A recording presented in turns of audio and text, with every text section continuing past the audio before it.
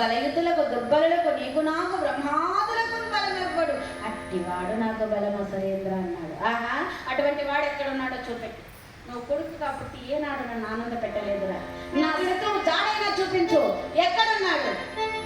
సమస్త వార్తలలో, ఆడవారిలో, మగవారిలో, సమస్త జీవులలో, త్రిలింగ వ్యక్తులలో నిండిపోయినటువంటి స్వామివారు ఇందుగలడు అందుగలడని సందేహంలో వలన చక్ర సర్వోపగతులు ఎన్నెందు వెతికి చూచిన అందందే గలడు దానవాగ్రణి వింటే అన్నాడు.